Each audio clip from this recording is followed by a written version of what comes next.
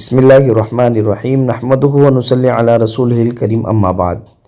چھٹا درس حدیث فضائل ایمان کے بیان میں۔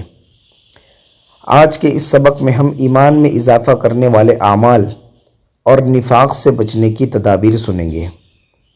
عربی کا ایک جملہ ہے الایمان یزید و ینقص، الایمان یزید بالاعمال الصالحہ والایمان ینقص بالاعمال السیئہ، کہ ایمان گھٹتا بھی ہے اور بڑھتا بھی ہے۔ ایمان بڑھتا ہے اعمال صالحہ کے ذریعے اور ایمان گھٹتا ہے برے اعمال کے ذریعے۔ ایمان میں کیفیت کے اعتبار سے کمی اور زیادتی ہوتے رہتی ہے۔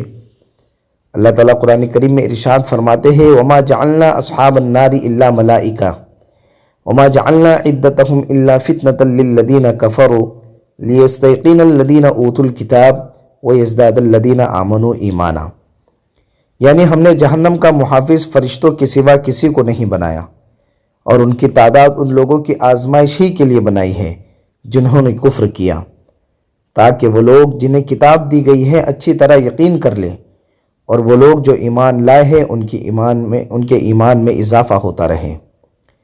ایمان کی بڑھوتری کے کچھ اسباب ہے جو قرآن و حدیث میں بیان کیے گئے ہیں۔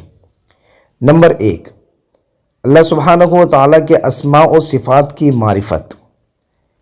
جس قدر اللہ تعالیٰ کے اسماء و صفات کی معرفت میں اضافہ ہوگا، بلا شبہ اسی قدر اس کے ایمان میں اضافہ ہوتا رہے گا۔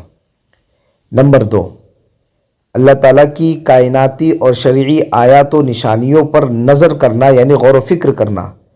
جب بھی انسان اللہ تعالیٰ کی کائناتی نشانیوں کو دیکھتا ہے جو کہ اس کی مخلوق ہے تو اس کا ایمان تازہ ہو جاتا ہے۔ اللہ تعالیٰ خود ارشاد فرماتے ہیں وَفِي الْأَرْضِ آيَاتٌ لِّلْمُوقِنِينَ وَفِي أَنفُسِكُمْ أَفَلَا تُبْصِرُونَ، اور زمین میں یقین کرنے والوں کے لیے کئی نشانیاں ہیں، اور تمہارے نفسوں میں بھی، تو کیا تم دیکھتے نہیں ہو؟ نمبر 3، کثرت طاعات یعنی عبادت کی کثرت، کیونکہ انسان جس قدر کثرت سے طاعت کرے گا اس کے ذریعے ایمان تر و تازہ ہو جائے گا، خواہ و طاعت یعنی عبادت قولی ہو یا فعلی ہو۔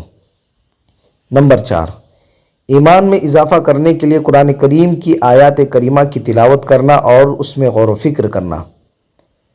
وَإِذَا مَا أُنزِلَتْ سُورَةٌ فَمِنْهُمْ مَنْ يَقُولُ أَيُّكُمْ زَادَتْهُ ایمانا، اس طریقے کے الفاظ قرآن کریم میں آئے ہیں کہ اللہ فرماتے ہیں کہ جب بھی کوئی صورت نازل کی جاتی ہے تو ان میں سے کچھ لوگ ایسے ہیں جو کہتے ہیں کہ اس نے تم میں سے کس کو ایمان میں زیادہ کیا، پس جو لوگ ایمان لائے سو ان کو اس نے ایمان میں زیادہ کر دیا، اور وہ بہت خوش ہوتے ہیں، اور رہے وہ لوگ جن کے دلوں میں بیماری ہے تو اس نے ان کو ان کی گندگی کے ساتھ اور گندگی میں زیادہ کر دیا، اور وہ اس حال میں مرے کہ وہ کافر تھے۔ نمبر 5، ایمان میں اضافہ کرنے کے لیے ایمانیات کے تذکرے کرنا اور اللہ تعالیٰ کی بڑائی کو بیان کرنا۔ کتاب و سنہ کی روایت ہے کہ صحابہ کرام رضوان اللہ تعالیٰ علیہم اجمعین اس قسم کی مجالس منعقد کیا کرتے تھے۔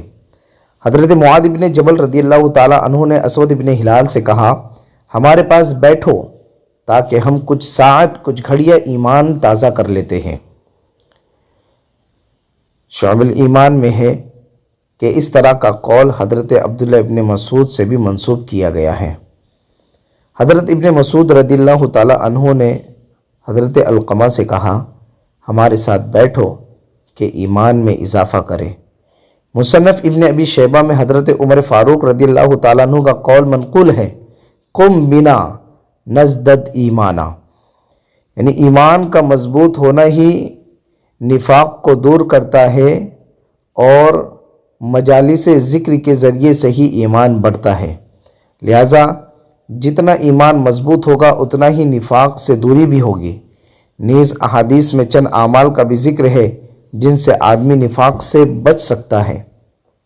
نفاق سے بچانے والے اعمال مثلا 40 دن تک تکبیر اولیٰ کے ساتھ نماز پڑھنا۔ آپ صلی اللہ علیہ وسلم نے ارشاد فرمایا ہے، حضرت انس ابن مالک کی روایت ہے کہ جس نے 40 دن تک تکبیر اولیٰ کے ساتھ خالص اللہ کی رضا کے لیے باجماعت نماز پڑھی، اس کی 2 چیزوں سے نجات لکھ دی جاتی ہے، جہنم سے اور نفاق سے۔ نمبر 2، فجر اور عشاء کی نماز باجماعت کا اہتمام کرنا۔ حضرت ابو ہریرہ رضی اللہ تعالیٰ عنہ روایت کرتے ہیں کہ رسول اللہ صلی اللہ علیہ وسلم نے ارشاد فرمایا، منافقین پر فجر اور عشاء کی نماز سے بھاری کوئی نماز نہیں ہے، اور اگر وہ اس اجر کو جان لے جو ان دونوں نمازوں میں ہیں تو ان کے لیے ضرور آئے، اگرچہ سرین یا پیٹ کے بل گھسٹ کر آنا پڑے۔